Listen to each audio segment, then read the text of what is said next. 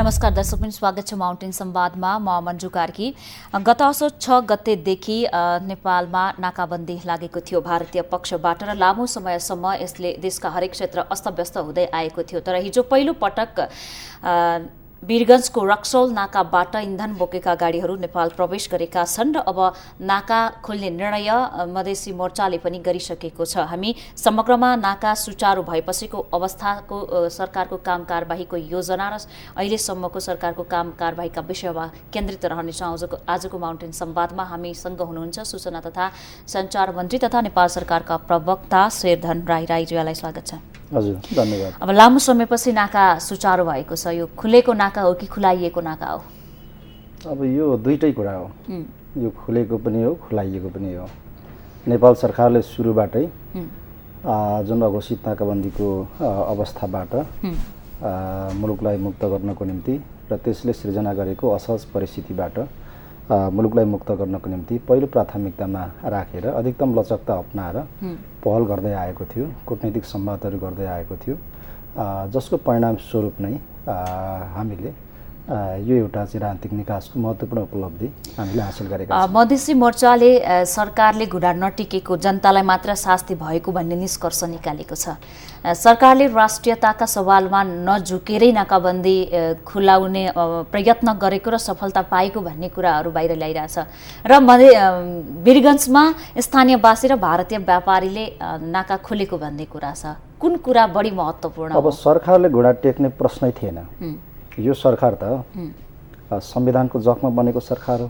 संविधानको जग भनेको देशको स्वतन्त्रता हो, देशको स्वाभिमान हो, देशको स्वाधीनता हो, सार्वभौमिकता हो, भौगोलिक अखण्डता हो।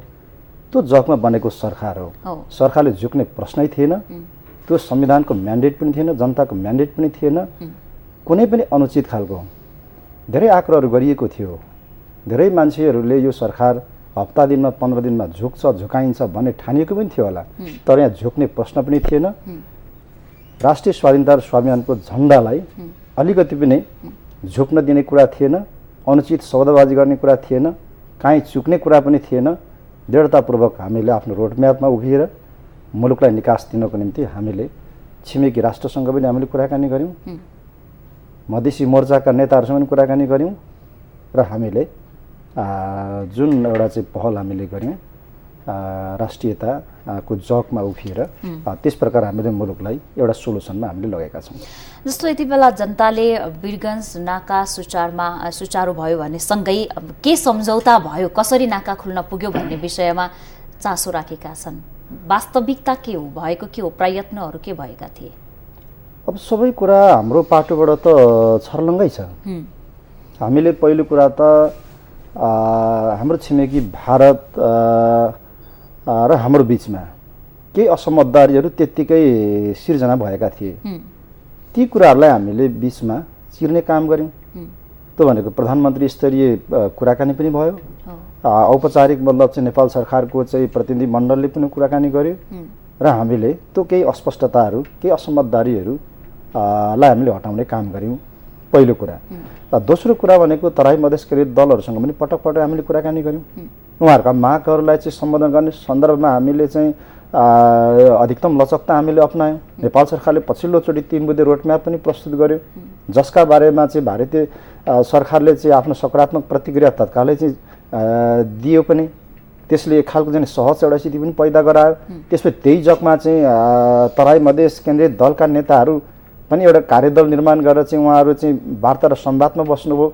भनिसकेपछि हामीले त्यो हाम्रो लागि अहिले तत्कालै जुन बेला हामीले संविधानको पहिलो संशोधन गऱ्यौँ त्यो हाम्रो लागि तत्कालै जरुरी थिएन। किन गऱ्यौँ त भन्दा तराई मधेस केन्द्रित दलहरूले उठाउनुभएका मुद्दाहरूलाई सम्बोधन गर्नका निम्ति नै हामीले त्यो संविधानको संशोधन पनि गरेका हौँ। त्यसकारण हाम्रो तर्फबाट त प्रष्टै उहाँहरूका मागहरूलाई, मुद्दाहरूलाई पनि हामीले सम्बोधन गरेका छौँ धेरै हदसम्म।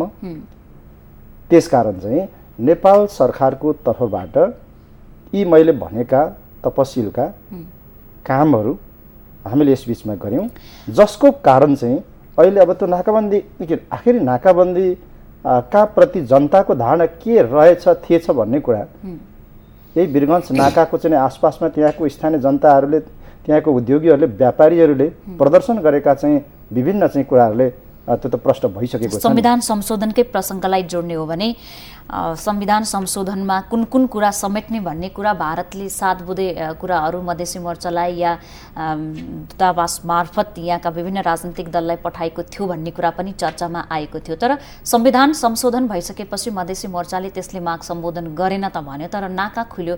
भारतले भने जस्तै गरी संविधान संशोधन भएको त होइन।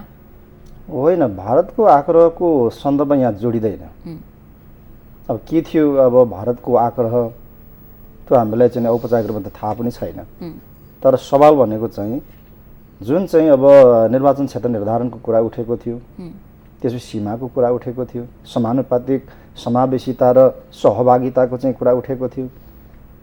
त्यो भनेको चाहिँ मधेसी मोर्चाका नेताहरूले 11 बुँदे आफ्ना मागमा जे कुरालाई उहाँले चाहिँ हाइलाइट गर्नुभएको थियो, मुख्य एउटा मागको रूपमा अगाडि सार्नुभएको थियो, त्यस कुरामा केन्द्रित रहेर हामीले संविधान संशोधनमा चाहिँ हामीले त्यसलाई सम्बोधन गर्ने हामीले काम गरेका छौँ। अब उहाँहरूको माग सम्बोधन भइसक्यो।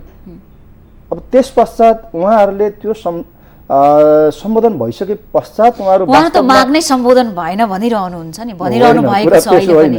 अब किन उहाँहरूले आफ्नो मागहरू धेरै हदसम्म सम्बोधन भइसकेपछि पनि उहाँहरू किन मतलब चाहिँ फेरि आन्दोलनको कुरा गरिरहनु भएको छ? त्यो यो चाहिँ अब अहिलेसम्म प्रश्न हुन सकेको छैन। जनतालाई जवाब चाहिँ मधेसी मोर्चाका नेताले दिन सकिरहनु भएको छैन। तर उहाँहरू अघोषित मतलब चाहिँ नाकाबन्दीको अवस्थालाई अन्त्य गर्नको निम्ति र तराई मधेसमा नाकाहरूमा अवरोध चाहिँ खडा गरिरहने कुराबाट त उहाँहरू ब्याक हुनुभयो नि। त्यसको तात्पर्य भनेको चाहिँ धेरै हदसम्म चाहिँ मागहरू सम्बोधन भइसकेको अवस्था छ। ठिक छ, फेरि पनि बस्ने होला। नेपाल सरकार त अझै पनि नाकाबन्दी खुल्यो, अब देश सहज अवस्थामा आइसक्यो। यसकारण अब के तराई मधेस केन्द्रीय दलहरूलाई सरकार नेग्लेक्ट गर्छ? होइन, गर्दैन। अझै पनि हामी उहाँहरूको असन्तुष्टिहरू, उहाँहरूका गुनासाहरू, उहाँहरूका मागहरूलाई विधिसम्म ढङ्गले नेपाल सरकारले सुन्न चाहन्छ र त्यसका बारेमा चाहिँ फेरि कसरी यदि हामीले चाहिँ मधेसी मोर्चाको रोडम्याप नै सीमाङ्कनको विषय थियो, तर सीमाङ्कनको विषय नटुङ्गिँदै नाका सुचारू भएको छ। होइन, अब सीमाङ्कनको विषय एउटा महत्त्वपूर्ण चाहिँ अहिले यो मुद्दाको विषय हो। यो अहिले तत्कालै नटुङ्गिने, अहिले तत्कालै वैज्ञानिक ढङ्गले व्यवहारिक ढङ्गले यसलाई चाहिँ टुङ्ग्याउन नसकिने भएको हुनाले नै हामीले संविधानमा आयोगको हामीले त्यतिकै परिकल्पना गरेको होइन नि। पहिलोचोटि हामी चाहिँ संहितामा जाँदैछौँ, हामी चाहिँ सङ्घीय प्रदेशहरूमा जाँदैछौँ। यसको सीमाङ्कन गर्ने कुरा निकै जटिल कुरा हो। यो हामीले यो धेरै हिसाबले चाहिँ हामीले चाहिँ विश्लेषण गर्नुपर्ने हुन्छ। विज्ञहरूको चाहिँ माध्यमबाट वैज्ञानिक ढङ्गले व्यवहारिक ढङ्गले विश्लेषण गरेर हामीले चाहिँ प्रदेशहरूको सीमाङ्कनलाई फाइनल गर्नुपर्ने हुन्छ। अहिले त मोटो हामीले 7 प्रदेश भनेका छौँ। यसको अर्थ अब आयोग निर्माण गरेर हामीले 15 बनाउन हामीले चाहिँ त्यो आयोग बनाएको होइन, तर त्यो भित्र पनि हामीले चाहिँ मिलाउनु पर्ने। यसो हुँदाखेरि चाहिँ हामीले आयोगको त्यो परिकल्पना हामीले गरेर संविधानमा हामीले त्यो व्यवस्था गरेको अवस्था छ भनिसकेपछि त हाम्रो रोडम्यापमा, नेपाल सरकारको रोडम्यापमा त हामीले प्रश्न भनेका छौँ नि। हामीले राजनीतिक संयन्त्रको कुरा गरेका छौँ, 3 महिनाको निम्ति समयको चाहिँ डेडलाइनको कुरा गरेका छौँ, त्यसका आधारमा अगाडि बढ्ने भनेका छौँ। भनिसकेपछि अब हामी अझै पनि सीमाको विषयलाई यदि तराई मधेस मतलब चाहिँ केन्द्रीय दलका नेताहरूले त्यो कुरालाई मुख्य विषय बनाउने हो भने हाम्रो त रोडम्याप प्रष्टै छ। त्यो रोडम्यापको आधारमा हामी अगाडि बढ्छौँ। त फेरि पनि अहिले भने नि हामी नेग्लेक्ट गर्दैनौँ, जारी नै रहन्छ, जारी रहन्छ।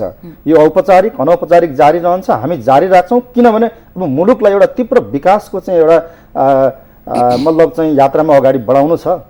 जनताको चाहना आर्थिक विकास र समृद्धि हो भनिसकेपछि यो एजेन्डामा हामी अगाडि बढ्नु छ।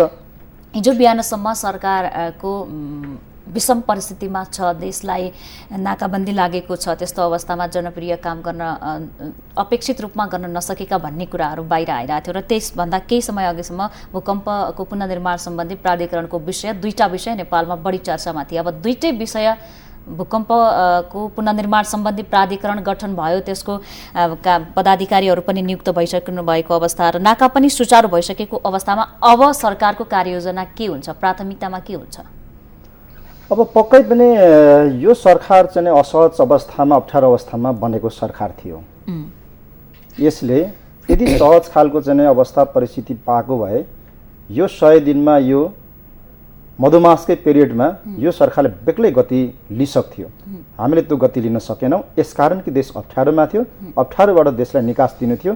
हामी यसबीचमा मुलुक र राजनीतिक निकास दिन हामी सफल भयौँ। यो नेपाल राष्ट्रको निम्ति धेरै ठुलो उपलब्धिको कुरा हो। संविधानको जगमा उभिएर त्यो जगलाई अलिकति पनि हल्लिन नदिकन मुलुकलाई यो निकास दिन सक्ने कुरा भनेको चाहिँ नेपाल राष्ट्रको निम्ति धेरै ठुलो उपलब्धिको कुरा हो। यो उपलब्धिको सँगसँगै हामीले के नेपाल सरकार चुप लागेर बसेको छैन नि, दुनियाँलाई थाहा छ नि। अहिले हाँगामा पातमा टुप्पोमा चाहिँ केही कुराहरू चाहिँ लाई टिपेर सरकारको आलोचना गर्ने विरोध गर्ने कुरा अर्को कुरा हो। तर नेपाल सरकारले यही बिचमा राष्ट्रिय पुनर्निर्माणको कामलाई तीव्र गतिमा छिट्टो लिएर जानको निम्ति कहाँ अलपत्रमा परेको चाहिँ पुनर्निर्माण प्राधिकरण विधेयक त यही सरकारले खोजेर ल्याएर संसदमा लिएर गयो नि, हामीले त्यसलाई पास गरायौँ नि। त्यसपछि प्राधिकरण हामीले गठन गरेर गएको माघ 2 गतेबाट त हामीले राष्ट्रिय पुनर्निर्माण चाहिँ को अभियान त हामीले शुभारम्भ हामीले गरिसक्यौँ। यो त एउटा महाअभियानको रूपमा अगाडि बढ्छ। हामी यसलाई नै आधार बनाएर अब नयाँ नेपाल निर्माणको अब हामी खाका प्रस्तुत गर्छौँ र हामी अगाडि बढ्छौँ। हामीले भूकम्प पीडित क्षेत्रमा यो चाहिँ प्राधिकरण निर्माण गरेर पुनर्निर्माणको चाहिँ काम मात्रै हामीले अगाडि बढाएका छैनौँ। हामीले भूकम्प प्रभावित क्षेत्रमा तत्काल जनतालाई चिसोको बेलामा न्यानोको निम्ति समेत हामीले केही अनुदानहरू पनि हामीले प्रवाह गऱ्यौँ। त्यो लगभग सबै ठाउँमा पुगिसकेको छ। हामीले यस बीचमा जनताले तत्काल चाहेको परिवर्तन जसको चाहिँ अनुभव जनता गर्न चाहन्छन् छिटो, यो त मतलब चाहिँ विगतमा चाहिँ बनेका सरदर लामो समय चलेका बनेका सरकारहरूसँग यो सरकारको तुलना हुँदैन। यो त आफ्नो संविधान आफैले जारी गरेर त्यो जारी भएको संविधानको जगमा बनेको सरकार एउटा युगको अन्त्य गरेर अर्को युगमा प्रवेश गरेको, त्यस्तो बेला बनेको सरकारबाट जनताले धेरै ठुलो आशा राख्नु, अपेक्षा राख्नु त्यो स्वाभाविक अनिवार्य हो। तपाईले भने जस्तै जनताको आशा र अपेक्षा अनुरूप काम भएन भन्ने कुरा जनताको गुनासोहरू त तपाईले सुन्नु भएको छ होला नि। म तपाईलाई भन्दैछु, कुरा कम्प्लिट भएकै छैन। मैले के भन्दैछु भन्दा हो त्यो जनताको चाहिँ चाहनालाई, त्यो जनताको भावनालाई ध्यानमा राखेर तत्काल परिवर्तनको अनुभूति दिलाउनको निम्ति नै हामीले नेपाल सरकारले 2 वर्ष तत्कालको चाहिँ सुधारको कार्ययोजना हामीले प्रस्तुत गऱ्यौँ र त्यसलाई हामीले कार्यान्वयन लगिसकेका छौँ। र हाम्रो जोड के हो त भन्दा जनताको चाहना बमोजिम अब पारदर्शितामा, जवाबदेहितामा, सुशासनमा र तीव्र मतलब चाहिँ पूर्वाधार विकासमा यो सरकार जोड दिन्छ। त्यसका निम्ति हामीले तत्काल सुधारको चाहिँ कार्ययोजना पनि हामीले प्रस्तुत गरेका हौँ र अरू केही महत्त्वपूर्ण चाहिँ कामहरू हामीले यस बीचमा चाहिँ घोषणा गरेका छौँ र अगाडि बढ्ने काम। नाकाबन्दीकै समयमा र मधेस आन्दोलनका विभिन्न चरणमा गर्दाखेरि झन्डै 50 जनाको हाराहारीमा ज्यान गुमाइसकेका छन्।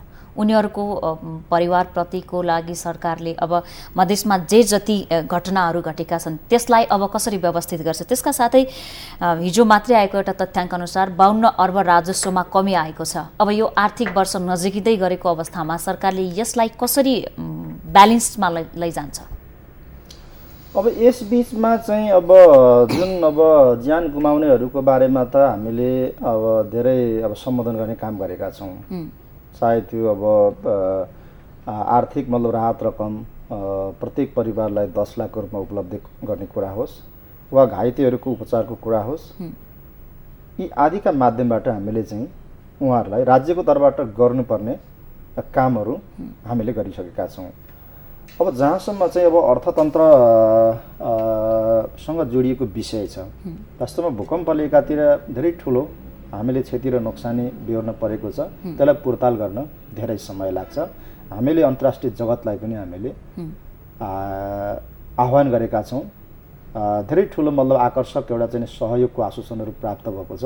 त्यसलाई हाम्रो पुनर्निर्माणको काममा हामीलाई जोड्न चाहन्छौँ। अहिलेको अघोषित नाकाबन्दीले पनि देशको अर्थतन्त्रमा ठुलो एउटा चाहिँ असर पुगेको छ।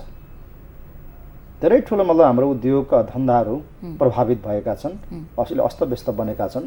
तर अब नेपाल सरकार जब यो अघोषित नाकाबन्दीको अन्त्य भइसकेको अब अवस्था र देशलाई सहज र सामान्य अवस्थामा अब फर्काइसकेको अवस्थामा अब नेपाल सरकारले नयाँ ढङ्गबाट अर्थतन्त्रको मतलब चाहिँ एउटा विकासको निम्ति, देशको व्यवस्थापनको निम्ति र अब समग्र योजनाहरू अगाडि बढाउनको निम्ति आफ्नो देशभित्रको साधन र स्रोतहरूलाई, यहाँका उद्योग धन्दाहरूलाई कसरी प्रमोट गर्ने, कसरी विकास गर्ने र सम्पूर्णलाई अब त्यो चाहे निजी क्षेत्र होस्, चाहे अन्तर्राष्ट्रिय मतलब दाता पक्षहरूको कुरा होस्, सम्पूर्णलाई अब यस्तो सहज, यस्तो सामान्य र स्वाभाविक वातावरणमा लगानीका बृहत क्षेत्रहरू, त्यसका आधारहरू खडा गर्ने, त्यसको सुरक्षाको जिम्मा लिने राज्यको तर्फबाट र मुलुकलाई एउटा चाहिँ समग्र एउटा आर्थिक विकास र समृद्धिको एउटा चाहिँ कोर्समा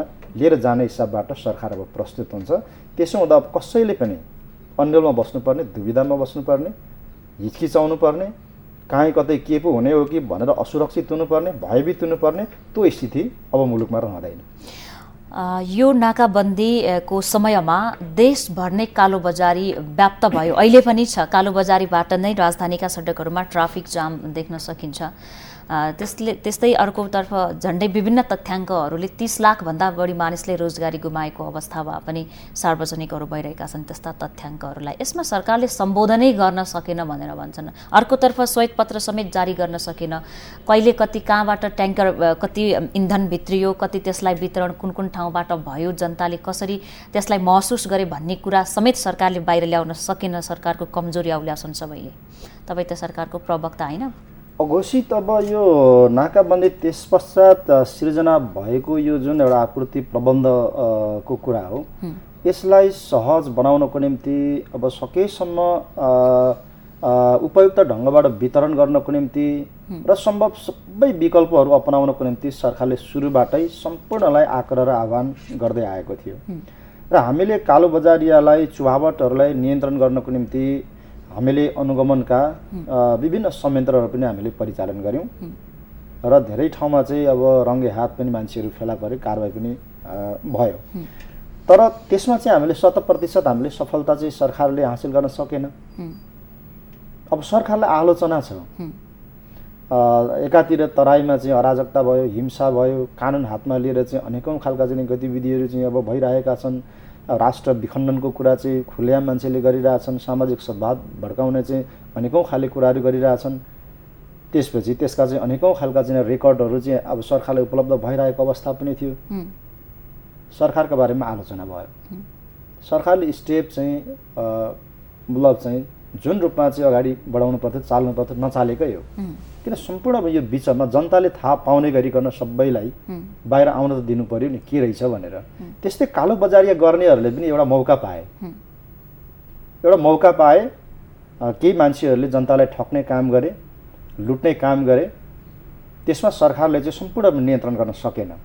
तर अब नेपाल सरकार अब यो स्थिति जब सामान्य अवस्थामा फर्किसकेको छ, अब यो नाकाबन्दीको अन्त्य भइसकेको छ, अब सरकारले एकदम आफ्नो स्टेपहरू अब चाल्छ, अगाडि बढाउँछ र अब कालोबजारिया गर्नेहरू, घुसखोरिया गर्नेहरू, जनतालाई ठग्नेहरू अब कहीँ कतैबाट पनि उम्कने स्थिति अब हुँदैन। हामी दिँदैनौँ त्यो। त्यसकारण कहिलेदेखि आपूर्ति सहज कहिलेदेखि हुन्छ? अब स्थिति मतलब आपूर्ति सहज त अब एकदमै अब आज भोलिबाट यो एकदम अब नर्मल अवस्थामा आउँछ र हामी तत्कालै अब केही दिनपछि नेपाल सरकारले हामी यस प्रकार एकदमै सहज र सामान्य अवस्थाबाट ग्यास उपलब्ध हुने, इन्धनहरू उपलब्ध हुने कुराको एउटा बाहिर एउटा खाका चाहिँ प्रस्तुत गर्छ सरकारले कि अब व्यवस्थित रूपमा यो सरकार बन्नुभन्दा अगाडिको अवस्था, त्यस पश्चात यो बीचमा हामीले जुन प्रकार वितरण प्रणाली हामीले चाहिँ अपनायौँ, यो बीचको अवस्थालाई पनि हामीले एउटा अनुभवको रूपमा त्यसलाई आधार बनाएर त्यसलाई समीक्षा गरेर बिल्कुलै नयाँ ढङ्गबाट एकदम सहज र सामान्य सुलभ ढङ्गबाट जनतालाई हामी यी सबै खालका दैनिक उपभोग्य वस्तुहरूको आपूर्तिको प्रबन्ध हामी गर्छौँ र ती कुराहरू सबै सार्वजनिक हुन्छन्। वर्तमान सरकारले नाकाबन्दी सुरु हुन साथ नै चीनसँगको सम्बन्धलाई विस्तार गरी चीनबाट पनि आपूर्तिलाई सहज बनाउने भन्ने कुरा निकै चर्चामा ल्याए। 6वटा थप नाका खोल्नको लागि हस्ताक्षर पनि गर्यो। तर फेरि भारतको नाका खुलेकोमा अझ बढी गर्व महसुस गरिरहनु भएको छ। चीनसँग किन जुन रफ्तारमा कुरा उठेको थियो, नाकाहरू किन खुलेनन्, किन आपूर्ति सहज बनाउने प्रयत्न गरिएन यो बीचमा? अब गर्व कसले गरिराखेको त्यो त मलाई थाहा भएन। मैले गर्व गरिरहेको छैन। हाम्रो चाहिँ दक्षिणका नाकाहरू चाहिँ खुल्यो भनेर। अनि हामीले चीनसँग हामीले गरेको कुराहरू हामीले बिर्सिरहेका छैनौँ। हामीले दक्षिणतर्फको हाम्रो नाकाहरू बन्द भयो भनेर हामीले उत्तरतर्फ हामीले कुराकानी गरेको होइन नि। स्वाभाविक रूपमा चाहिँ इन्धनहरूको आपूर्तिको बारेमा विभिन्न विकल्पहरू अपनाउने भन्ने कुराको सन्दर्भमा हामीले चाहिँ इन्धनको निम्ति पनि हामीले चाहिँ सहयोग माग्यौँ। केही इन्धनहरू भित्राउने काम पनि भयो, धेरै त्यसले एउटा राहत पनि दियो। हामीले चीनसँग गर्न खोजिरहेको कुरा भनेको चाहिँ दीर्घकालीन रूपमा एउटा व्यापार विविधीकरणको चाहिँ विषयका बारेमा हामी चीनसँग कुराकानी गर्न चाहन्छौँ। हामी चीनसँग हामी चाहिँ व्यापार पारवहनसँग सम्बन्धित सम्झौता गर्न चाहन्छौँ। दीर्घकालीन इन्धनको व्यापार गर्न चाहन्छौँ। हामी सम्भव सबै नाकाहरू जोडेर दुई देश बीचको चाहिँ सम्बन्धलाई, दुई देश बीचको चाहिँ व्यापार पारवहनलाई हामी एउटा सुगम बनाउन चाहन्छौँ। त्यही सुगम सम्बन्ध बनाउने विषयमा यो बीचमा सरकारको सक्रियता किन देखिएन? हो, यही हिसाबमा कुराकानीहरू औपचारिक रूपमा भइसकेका छन्। नेपाल सरकारको उच्च स्तरीय एउटा टोलीले चीन भ्रमण गरेर व्यापार पारवहनसँग सम्बन्धित सम्झौताको एउटा आधार तयार भइसकेको छ। दीर्घकालीन इन्धन व्यापारको बारेमा पनि तयारीको काम भइसकेको छ। विभिन्न नाकाहरू अहिले भएका नाकाहरूलाई सुचारू गर्ने सन्दर्भमा र अन्य नाकाहरू खोल्ने सम्बन्धमा पनि कुराकानीहरू भइसकेका छन्। अब बेला आउँदैछ नि त, हामी त अप्ठ्यारोमै थियौँ। अब हाम्रो सम्माननीय प्रधानमन्त्रीज्यूले भारत र चीनको भ्रमण गर्नुहुन्छ। हो, त्यो बेला हामी ती महत्त्वपूर्ण सम्झौताहरू गर्छौँ। त्यो जनताहरूलाई सबैलाई थाहा हुन्छ। तर तपाईँले भने जस्तो अहिले हामी दक्षिणको नाकाहरू खुल्यो भनेर हामीले गर्व गरिरहेका छैनौँ। अनि चीनसँग हामीले अब कुराकानी गर्नु पर्दैन भन्ने ठाउँमा हामी छैनौँ। किनभने नेपाल सरकार दुई देश हाम्रा ठुला दुई हाम्रा छिमेकी राष्ट्रहरूसँग सुमधुर सम्बन्ध राख्न चाहन्छ र अब हाम्रो राष्ट्र निर्माणको एजेन्डालाई केन्द्रमा राखेर दुवै राष्ट्रको सहयोग उत्तिकै बराबरी उसमा लिन चाहन्छ नेपाललाई समृद्ध बनाउनको निम्ति। हो, यो राष्ट्रिय मतलब हित र स्वार्थमा केन्द्रित रहेर यस बीचमा नाकाबन्दी र भूकम्प गएको यो समयमा देशमा उत्पादन कति रहेछ भन्ने कुरा, देशकै उत्पादनले आफ्ना जनतालाई कतिसम्म धान्न सक्दो रहेछ भन्ने कुरा त छर्लङ्गै देखिएको छ। नुनदेखि लिएर सुनको अभाव भएको यो बीचमा उत्पादनका कुरामा त्यति धेरै कुराहरू बाहिर आएका छैनन्। स्वाभिमानका कुरा धेरै आए, तर स्वाभिमान बन्ने आधारहरूका विषयमा धेरै चर्चा भएन। हो, अब व्यवस्थित रूपमा चाहिँ कार्यक्रमिक रूपमा अब केही कुराहरू अब हामीले यो बिचमा ल्याउन सकेका छैनौँ।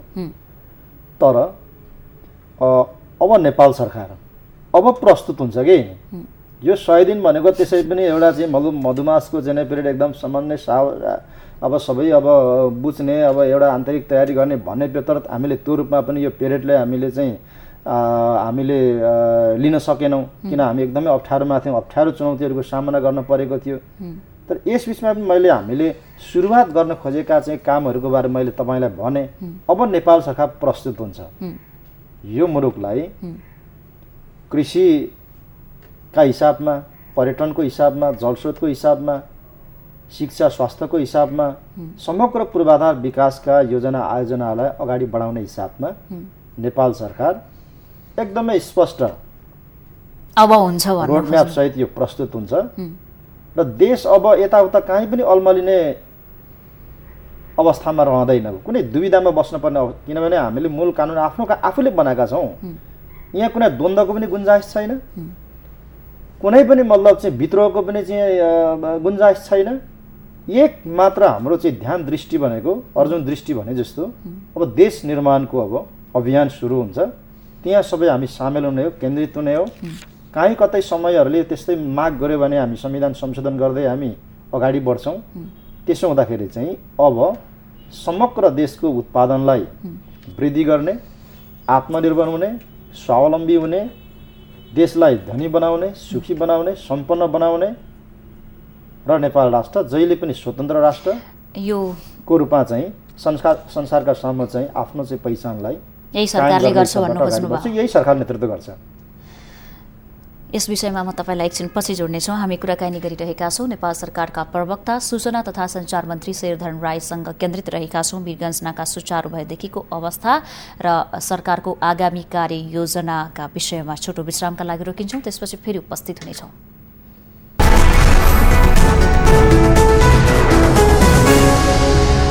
विश्रामपछि स्वागत छ। हामी माउन्टेन संवादमा छौँ, कुराकानी गरिरहेका छौँ। सरकारका प्रवक्ता सूचना तथा सञ्चार मन्त्री शेरधन राईसँग केन्द्रित रहेका छौँ समसामयिक राजनैतिक विषयमा। राईजीलाई पुनः स्वागत छ। अब भूकम्पको पीडामा एकछिन पछि जोड्नेछु। फागुनमा प्रधानमन्त्रीज्यूले इलेक्ट्रिक बस राजधानीमा सुरु हुन्छ भन्ने एउटा कुरा भन्नुभएको छ। यसभन्दा अघि फागुन आउनै लागेको अवस्था छ। त्यसबाहेक 1 वर्षभित्र लोड सेडिङ अन्त्य गर्छु भन्नुभएको छ। 2 दिन अघि मात्रै लोड सेडिङको सेड्युलमा फेरि थप लोड सेडिङको कार्यतालिका सार्वजनिक भएको छ। अझ देशले लोड सेडिङ बेच्ने स्थितिमा पुर्याउँछौँ भनेर सबैले कमिटमेन्ट गरेको अवस्थामा 900 मेगावाट किनेर लोड सेडिङ अन्त्य गर्छौँ भन्ने कुरा पनि त्यति रुचाइरहेका छैनन्। ग्यास ल्याइदिन्छु भन्दा हाँस्छन्। सिंहदरबारप्रतिको विश्वास के छ? किन प्रधानमन्त्रीज्यूले कमिटमेन्ट गर्दा जनताहरू हाँस्छन् आजभोलि? अब तपाईँले चाहिँ महत्त्वपूर्ण प्रश्न गर्नुभयो। अब मान्छेको बुझाइ, हाम्रो नेपाली संस्कृति, हाम्रो प्रवृत्ति, मान्छेहरूको चाहिँ अब बुझाइ कस्तो छ भने विगतमा सरकारहरू जति पनि बने नै त्यहाँ जे ट्रेन्ड देखियो नि बोली र व्यवहारमा, ठ्याक्कै अहिले यो सरकारलाई त्यसै नजरबाट हेर्ने, त्यसै नजरबाट चाहिँ टिप्पणी गर्ने अनि उडाउने कामहरू भइराखेको छ। यो सबभन्दा पहिला सोचिनुपर्छ। म सम्पूर्ण मतलब चाहिँ पक्षलाई म भन्न चाहन्छु, हामी विगतमा छैनौँ, हामी नयाँ युगमा छौँ।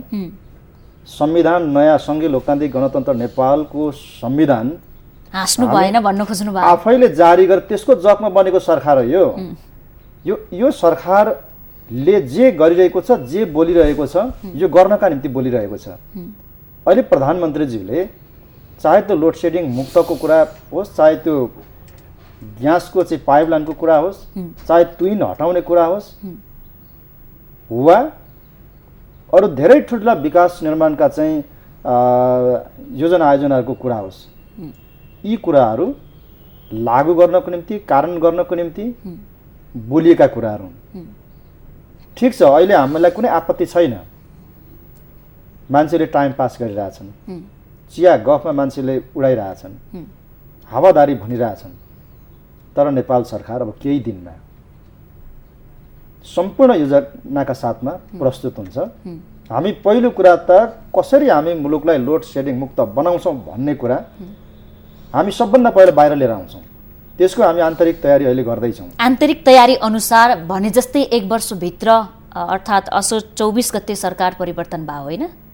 हो, असोजसम्म, कार्तिकसम्मै पनि लोड सेडिङ अन्त्य हुन्छ महसुस हुने गरी म के भन्न सक्छु भने जनतालाई आधारभूत रूपमा महसुस हुने गरिकन हामी यो काम अगाडि बढाउँछौँ र यो देखाएर छाड्छौँ। हामी मैले तपाईँलाई के जोडेकी थिएँ भने कि सिंहदरबारले कमिटमेन्ट गर्दाखेरि जनताले हाँस्ने स्थिति किन आइरहेको छ, किन पत्याउँदैनन्? हो, म त्यही फेरि प्रश्न पार्छु। अहिले प्रश्न मैले पार्न सकिनँ छु। विगतको आँखाबाट यो संविधान बन्नुभन्दा अगाडि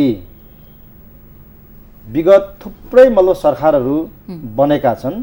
ती सरकारहरूले कसैले सिङ्गापुर बनाउने कुरा गरे होलान्, कसैले युरोप बनाउने कुरा गरे होलान्, कसैले के बनाउने भने होलान्, ठुल्ठुला कुरा गरे होलान्, तर व्यवहारमा त्यो लागू भएन, जनताले देख्न पाएनन्। हो, ठ्याक्कै यो सरकारलाई पनि त्यस्तै ठानिरहेका छन्, धेरै मान्छेले बुझिरहेका छन्। तर यो त्यस्तो सरकार होइन भने फागुनमा इलेक्ट्रिक बस चढ्न पाइने हो हामीहरूले। पहिलो पटक सिंहदरबारका प्रति, राजनैतिक नेतृत्व प्रति र समग्र सरकारका प्रति जनताले विश्वास गर्न सक्ने आधार यही सरकारले निर्माण गर्छ। हामी त्यो सम्पूर्ण अहिलेसम्मको अविश्वास, सिंहदरबारप्रतिको अनास्था जुन छ, त्यसलाई हामी तोड्ने काम गर्छौँ। त्यसो हुँदा अब काठमाडौँमा मेट्रो बस चलाउने कुरा यो सुरु हुन्छ। यो कहिलेदेखि हुन्छ? यो हामी सुरु गर्छौँ। यो अब हामी यो बाहिर ल्याउँछौँ नि, अब सबै कुरा अहिले भन्न भएन नि, तर नेपाल सरकारले एकदमै सबैले थाहा पाउने गरिकन मान्छे बाध्य हुन्छन् कि अहिले विरोध गर्ने, अहिले उडाउनेहरूलाई गल्ती गरिएछ भनेर पश्चाताप गर्ने गरिकनको स्थिति हामी निर्माण गर्छौँ र सम्पूर्णलाई त्यो एउटा मतलब विकासको चाहिँ हामीले बोलेका कुराहरू जो व्यवहारमा कार्यान्वयन जान्छन् त्यो एउटा मतलब चाहिँ माहौलमा सबै मान्छेहरू सरिक हुने वातावरण हामी बनाउँछौँ। तुइनलाई 1 वर्षभित्रमा अन्त्य गर्ने र त्यसलाई नै सरकारले पहिलो प्राथमिकतामा राख्ने भन्ने कुरा प्रधानमन्त्रीज्यूले आफ्नो पदभार सम्हाल्ने बेला भन्नुभएको कुरा हो। अहिलेसम्म कतिवटा तुइनहरू भएको ठाउँमा पुलको लागि प्रयत्न भइरहेको छ? एउटा पुल त बनि नै सक्यो, त्यसको त सम्माननीय प्रधानमन्त्रीज्यूले आफैले उद्घाटन गरिसक्नुभयो। बाँकी त्यो त पहिला बनेको पुल होला नि, होइन? होइन होइन होइन, यो सरकारले बोलेपछि योजना बनेको पुल हो। योजना बनेको र त्यसपछि सम्पन्न गरिएको। त्यसपछि बाँकी देशभरि सम्पूर्ण तुइनहरू हटाउनको निम्ति तत्ठाउँमा सर्वेक्षणको काम भइसकेको छ र अब निर्माणको काम सबै ठाउँमा सुरु हुन्छ र सबै हामी हटाउँछौँ। मान्छेले तुइन बोल्यो प्रधानमन्त्रीले, त्यहाँ जोखिम छैन। विद्यार्थीहरूको चाहिँ बालबालिकाहरू बिहान र बेलुका चाहिँ ओहोरदोहोर तुइनमा झुन्डेर आफ्नो ज्यान जोखिममा मान्छेहरू घाँस उतर गर्नुपर्ने, सबै आफ्नो आवत जावत गर्नुपर्ने, सबभन्दा संवेदनशील सबभन्दा पहिलो नम्बरमा गर्नुपर्ने काम हो त्यो। तर मान्छेहरू खोइ संवेदनशील भएको। अनि तुइन हटाउने कुरा गरे प्रधानमन्त्रीले। अब यो खालका प्रतिक्रियाहरू हामीले सुनिरहेछौँ। तर 1 नम्बरमा गर्नुपर्ने काम हो त्यो र हामी त्यो सम्पूर्ण सर्वेक्षणको काम सबै कम्प्लिट भएको छ। अब निर्माणको काम सबै ठाउँमा सुरु हुन्छ। यत्रो भूकम्प गइसकेपछि सरकारले प्राधिकरण निर्माणकै लागि, त्यसको नियुक्तिका लागि लामो समय खर्च गरेको छ। तर त्यस बीचमा कैयौँ मानिसले चिसोकै कारण ज्यान गुमाउन पुगे। अहिलेसम्म पनि थोत्रो पालमुनि बसिरहेका छन्। प्राधिकरण गठन भएको, पदाधिकारी नियुक्ति भएको लामो समय भइसक्दा पनि फेरि पुनर्निर्माणको सुरुवात हुन सकेको छैन भन्छन्। अब यसमा दुईटा कुरा हामीले जोडेर हेर्नुपर्छ। नेपाल सरकार अहिलेको गठन हुनुभन्दा 6 महिना अगाडि भूकम्प गएको थियो। त्यो अवधिमा पनि मुलुकमा सरकार थियो। त्यति बेला किन मतलब चाहिँ एउटा विधेयकसम्म पनि पास हुन सकेन? प्राधिकरण बन्ने कुरा त धेरै परको कुरा भयो। त्यसपछि किन मतलब राहतका चाहिँ कामहरू, पुनर्निर्माणका कामहरू हुन सकेनन्? एउटा खण्ड त्यो छ। तर यो सरकार गठन भइसके पश्चात पहिलो प्राथमिकतामा भूकम्प प्रभावित क्षेत्रमा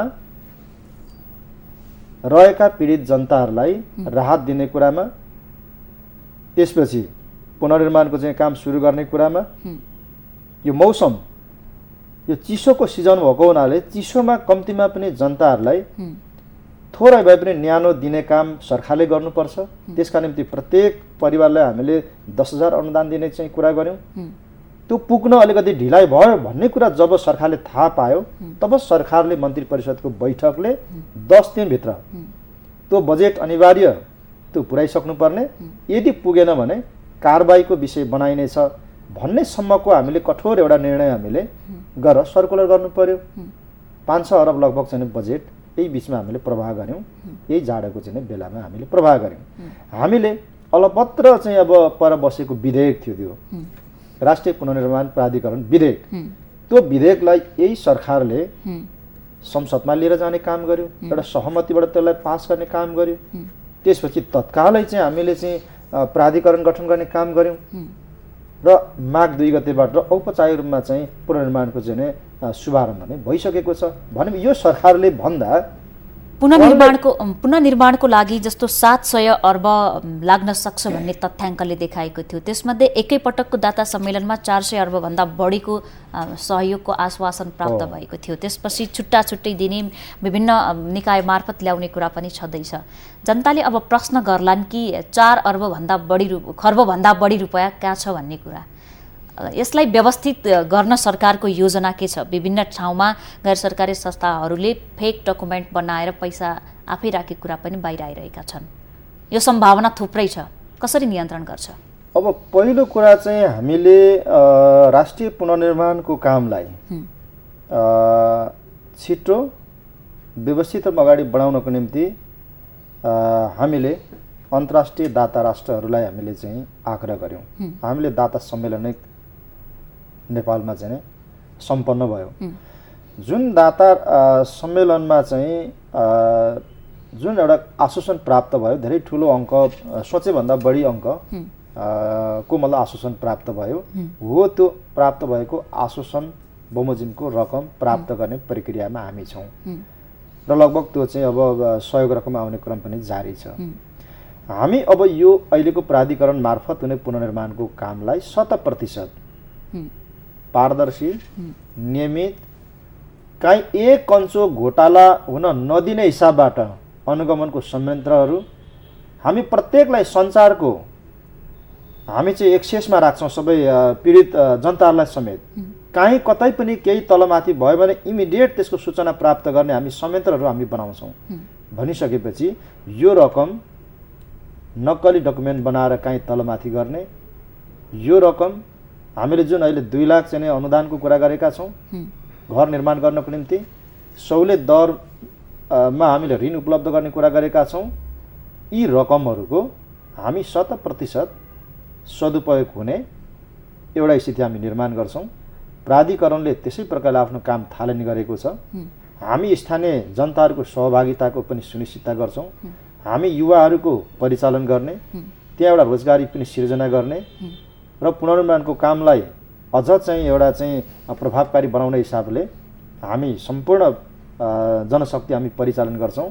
त्यसकारण अब शङ्का छ विभिन्न हिसाबले चाहिँ यो कसरी अगाडि बढ्ला, यति ठुलो चाहिँ अब रकम छ, यो दुरुपयोग होला के होला, तर हामी त्यो शङ्कालाई जनताको सूचना, जनताका समस्यालाई सूचना मार्फत तत्काल पाउने व्यवस्था गरिरहन्छौँ भनिरहँदा हामी कहाँ हिजो मात्रै सिन्धुपाल्चोकको एउटा कुनै गाउँमा, म नाम ठ्याक्कै बिर्सिहालेँ, अहिलेसम्म प्रारम्भिक चरणको राहत पनि पुगेको छैन भन्ने कुरा आइरहेको छ। अर्कोतर्फ कञ्चनपुरको महाकाली पारीका 2टा गाउँमा नेपालसँग 6 महिना जति सम्बन्ध विच्छेद हुन्छ पुल नभएको कारणले भन्ने कुराहरू छ। यो सूचना नभएको आधारमा हो कि यो उदाहरण मात्रै हो, थुप्रै यस्ता समस्याहरू छन्, सूचना नभएर हो कि सरकारको ध्यान नगएर हो? अब कसरी अहिलेसम्म पनि राहत पुगेको छैन भन्ने चाहिँ कुरा कसरी बाहिर आयो, अब हामी त्यो खोजी गरौँला। अब त्यत्तिकै पनि अब सरकारका प्रति नकारात्मक चाहिँ टिप्पणी गर्नको निम्ति पनि कतिपय सन्दर्भहरू राखेर बाहिर ल्याउने गरिन्छ। म त्यसो त भन्दिनँ, त्यस्तो होइन होला, तर जे हो त्यो कुराको हामी खोजी गर्छौँ। जहाँसम्म चाहिँ पश्चिमको चाहिँ कञ्चनपुर पहाडीको चाहिँ कुरा गर्नु हो, त्यहाँको सूचनाको बारेमा, सम्पर्कको बारेमा अब हामी ध्यान दिन्छौँ। किनभने हामी अब अहिले मेरो पहिलो जोड सञ्चार मन्त्रीको चाहिँ हैसियतबाट अहिले हिजो अस्ति मात्रै भर्खरै चाहिँ नेपाल टेलिकमको 12औं वार्षिक उत्सवमा मैले रुलिङ गरेको। त्यो रुलिङ मैले खालि बोल्नको निम्ति मात्रै गरे होइन, म त्यसको अब काममा आफै म चाहिँ लाग्दैछु कि म त्यो प्रसङ्ग जोड्नेवाला नै थिएँ। तपाईँले आफै जोडिहाल्नु भयो कि तपाईँले भनेको कुरा 2 महिनाको जुन समय अवधि दिनुभएको छ सेवा विस्तारका लागि, यसलाई व्यवस्थितको लागि, यसमा धेरै मानिसहरूले अब अपेक्षा गरेका छन्। रिचार्ज गर्दा रिचार्ज हुँदैन, फोन गर्दा फोनै लाग्दैन, डाटा चलाउँदा नेट नै चल्दैन भन्ने कुराहरू थुप्रै छन्। देशको सबैभन्दा नाफा खाने कम्पनीमा त्यो पनि पर्न जान्छ। त्यसो हुँदाहुँदै पनि किन व्यवस्थित गर्न सकिएन होला? यो कमिटमेन्टप्रति तपाईँ फेरि पनि प्रश्न पारिदिनुहोस् कि अब के गर्नुहुन्छ? हो, नेपाल टेलिकमको सेवाको गुणस्तरीयतामा जुन समस्या छ, जुन कम्प्लेन छ, त्यो भोइसमा पनि समस्या छ, रिचार्जमा पनि समस्या छ, म्यासेजमा पनि समस्या छ। यस कारण नै मैले 2 महिनाभित्रमा जनताले, सेवाग्राहीहरूले महसुस हुने गरिकन त्यो सेवामा सुधार गर्नको निम्ति मैले निर्देशन गरेको छु। र म अहिले पनि तपाईँको टेलिभिजनबाट भन्छु, काठमाडौँ भेल्लीभित्र 2 महिनाभित्रमा नेपाल टेलिकमको आजको जुन सेवामा जे समस्या छ यसमा सुधार आउँछ। आउने गरिकन अब काम सुरु हुन्छ र त्यो म गराउँछु। म त्यो अहिलेसम्म जति पनि मन्त्रीज्यूहरूलाई मैले प्रश्न गरेँ त्यसमा सबैले कर्मचारी संयन्त्रले काम गर्न दिँदैन, हामी सक्दैनौँ भन्ने कुरा आत्मसमर्पणको शैलीमा पनि कतिपयले भन्नुभएको छ। कर्मचारी तन्त्र किन यति धेरै बलियो छ कि जसलाई प्रधानमन्त्रीको निकायले पनि सिंहदरबारले पनि नियन्त्रण गर्न सक्दैन?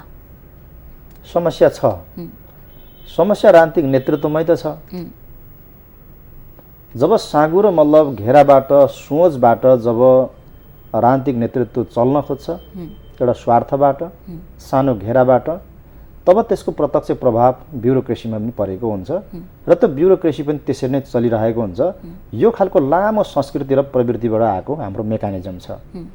तर अहिले यो सरकार बनेपछि हामीहरू आइसकेपछि हाम्रो मनस्थिति पनि पुरै बदलिएको मनस्थिति छ। मेरो हकमा भन्नुहुन्छ भने त मेरो त 100% मेरो मनस्थिति ओपन छ र मैले यो सरकारमा आइसकेपछि मेरो मन्त्रालय अन्तर्गत सम्पूर्ण निकाय सबैलाई मैले भनेको छु, म साँगो र मानसिकतामा कसैलाई कुनै आग्रह पूर्वाग्रहमा म हेर्दिनँ, बुझ्दिनँ। तपाईहरू हामी यो बेलामा छौँ, यो बेलामा यदि तपाईहरूको मनस्थितिमा केही समस्या छ, मानसिकता बदल्नुहोस्, इच्छा शक्तिमा अरू मतलब चाहिँ तपाईँले वृद्धि गर्नुहोस् र बिल्कुल नयाँ आफ्ना चाहिँ पुराना आफ्ना कार्यशैलीहरूमा प्रवृत्तिहरूमा सुधार गर्नुहोस् र जनताको आजको अपेक्षा बमोजिम काम गर्ने हिसाबबाट तपाईँ कमिटेड हुनुहोस्। त्यसकारण समस्या छ, त्यो समस्यालाई बदल्नुपर्छ। त्यो बदल्नको निम्ति राजनीतिक नेतृत्वले नै त्यसको चाहिँ अगुवाई गर्नुपर्छ र त्यस अनुरूप सिङ्गो हाम्रो चाहिँ प्रशासन तन्त्रभित्रको अन्य विभिन्न मतलब निकायहरूमा रहेका हाम्रा चाहिँ कर्मचारीहरूको पनि मनस्थिति त्यसरी रूपान्तरण गरेर बदलेर त्यो जानै पर्छ। किनभने त्यसरी नभइकन न आफूले चाहिँ आफ्नो काम ठिक ढङ्गले गर्न सकिन्छ। त्यसकारण चाहिँ त्यस हिसाबमा आफूले आफूलाई बदलाएर नयाँ एउटा कार्यशैलीमा नयाँ ढङ्गबाट चाहिँ हामीले कामहरू अगाडि बढाउनु। अन्त्यमा आगामी फागुन 7 गतेदेखि प्रधानमन्त्रीको भारत भ्रमण तय गरिएको छ भन्ने कुराहरू बाहिर आइरहेको छ। त्योभन्दा अगाडि चिनिया निकायले पनि चीन मार्फत नै प्रधानमन्त्रीको पहिलो भ्रमण होस् भन्ने इच्छाहरू व्यक्त गरेको थियो भन्ने कुराहरू बाहिर आएको छन्। यसलाई कसरी बुझ्न सकिन्छ? भारत भ्रमणको क्रममा चीन भ्रमणको क्रममा के कुरा हुन्छ? नेपालका प्रायःजसो प्रधानमन्त्रीजीको भ्रमणपछि के दिन्छन् भन्ने आश्वासन आउँछ भन्ने कुराको बढी अपेक्षा गरिन्छ। देशमै उत्पादन के गर्ने भन्ने कुरामा कम ध्यान दिन्छ। यसपालिका एजेन्डा के हुन्छन् दुई देशसँगको? अब भ्रमण चीन कि भारत पहिलो भने यो प्रश्न होइन। यो किन मान्छेले त्यसो भन्छन् म बुझ्दिनँ। यो तर भन्छन् नि। अब किन भन्छन् यो म बुझ्दिनँ, हामी बुझिरहेका छैनौँ। अहिले अब प्रधानमन्त्रीजीले भारतको भ्रमण गर्दै हुनुहुन्छ फागुनको पहिलो हप्तामा। के हुन्छ यसमा धेरै ठुलो चाहिँ अन्य दुविधा बबन्डर के हो कसो हो भनेर सोच्नुपर्ने गर्नुपर्ने केही पनि छैन। हाम्रो प्रधानमन्त्रीज्यूले नेपाल र भारत बीचको सम्बन्धलाई सुमधुर बनाउनको निम्ति सिधा आम्ने सामने बसेर आँखा जुदाएर त्यहाँको प्रधानमन्त्रीसँग कुरा गर्नुहुन्छ। आँखा जुदाउने कुरा पनि कार्ययोजनामै छ। सुन्नुहोस्, होइन भनेको त्यसपछि सम्बन्ध सुमधुर बनाउने कुरामा केन्द्रित हुन्छ। सम्बन्ध सुमधुर हुन्छ, त्यो बन्छ। त्यसपछि नयाँ कुरा गर्नै परेन नि। यसभन्दा अगाडि थुप्रै विकास सम्झौताहरू भएका छन्। हो, ती विकास सम्झौताहरूको कार्यान्वयनमा हामी केन्द्रित हुन्छौँ र त्यसैले आगामी दिनको जग हाम्रो सम्बन्ध, हाम्रो विश्वास, आपसी मतलब चाहिँ विश्वास, आपसी समझदारी र भविष्यसम्मको हाम्रो चाहिँ दुई देश बीचको यात्रा विगतमा भएका प्रधानमन्त्री नरेन्द्र मोदीले नेपालमा आएर संसदलाई पनि सम्बोधन गर्नुभयो। केही महत्त्वपूर्ण चाहिँ उहाँले वचनहरू पनि दिनुभयो। थुप्रै मतलब सहुलियत दरका चाहिँ ऋणहरूको कुरा छ। भनिसकेपछि विगतमा भएका विकास सम्झौताहरू ती आश्वासनहरूको कार्यान्वयनमा हामी केन्द्रित हुन्छौँ र कार्यान्वयनलाई नै हामीले हाम्रो सम्बन्धको आधार बनाउँछौँ। त्यसपछि के नयाँ कुराहरू समेत हामी चाहिँ गर्छौँ जसका आधारमा हाम्रो राष्ट्र निर्माणको एजेन्डालाई त्यसले बल पुगोस्, मद्दत पुगोस् र भारतको चाहिँ सहयोग निरन्तर चाहिँ प्राप्त भइराखोस्। यस हिसाबमा चाहिँ हामी यसपटकको चाहिँ प्रधानमन्त्रीज्यूको भ्रमण चाहिँ त्यस प्रकार तय हुन्छ। अब यिनै विषयहरूमा केन्द्रित हुन्छ। अहिले आज अर्थमन्त्रीज्यू जाँदै हुनुहुन्छ, केही मतलब चाहिँ विषयहरूमा चाहिँ कुराकानी गर्नको निम्ति, तयारी गर्नको निम्ति। त्यसो हुँदाखेरि चाहिँ पहिलो कुरा त अब यहाँ कुनै शङ्का केही अब तलमाथि पो हुने हो कि काहीँ झुकेर चुकेर केही सौदाबाजी गरेर चाहिँ अब प्रधानमन्त्री चाहिँ आउने हो कि, यस्तो आशंका बिल्कुल एक कञ्च पनि नराख्दाखेरि हुन्छ। संविधानको जगमा उभिएर पहिले वर्तमान सरकारको चाहिँ सम्माननीय प्रधानमन्त्रीज्यूले कुराकानी गर्नुहुन्छ। हस्, समयका लागि तपाईँलाई धेरै धेरै धन्यवाद। हस्, धन्यवाद। उहाँ हुनुहुन्थ्यो सरकारका प्रवक्ता सूचना तथा सञ्चार मन्त्री शेरधन राई। उहाँसँग हामीले हिजोदेखि मात्रै वीरगञ्ज नाका सुचारू भएको छ त्यस लगायतका समग्र सरकारको आगामी कार्ययोजना र अहिले भइरहेका गतिविधिका विषयमा केन्द्रित रहेर कुराकानी गर्यौं। आजको माउन्टेन संवादको यो श्रृङ्खलामा हामी भोलि नयाँ पात्रका साथ उपस्थित हुनेछौँ।